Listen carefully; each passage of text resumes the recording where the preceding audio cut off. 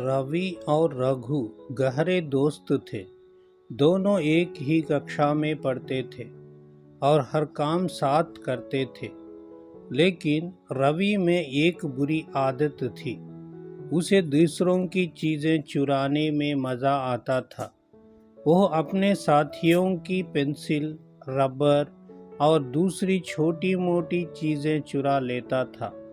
रघु को यह आदत बिल्कुल पसंद नहीं थी।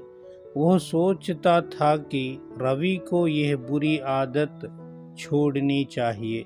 एक दिन रवि के मामा ने उसे एक खूबसूरत उपहार दिया।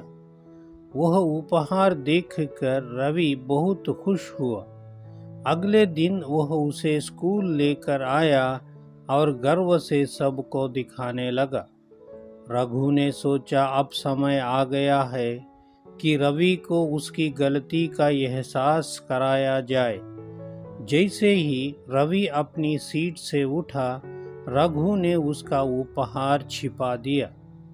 जब रवि वापस आया और उपहार को वहां नहीं पाया तो वह घबरा गया।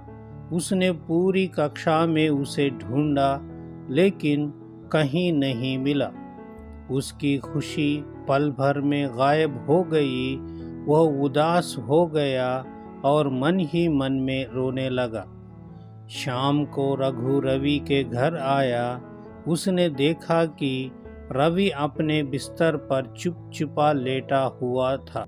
उसकी आंखों में उदासी साफ झलक रही थी। रघु ने पूछा, क्या हुआ रवि, इतने उदास क्यों हो? रवि ने धीरे से कहा, मेरा मामा का दिया हुआ उपहार खो गया है। मैं बहुत परेशान हूँ। रघु ने मुस्कुराते हुए कहा, जब तुम्हें अपनी चीज़ खोने का इतना दुख हो रहा है तो सोचो, जब तुम दूसरों की चीज़ें चुराते हो तो उन्हें कैसा लगता होगा। क्या यह सही है? रवि की आंखें भर आई। उसने कहा, मुझे अपनी गलती का एहसास हो गया है। मैं दूसरों का कितना दुख देता था, लेकिन अब से मैं यह गलती कभी नहीं करूँगा।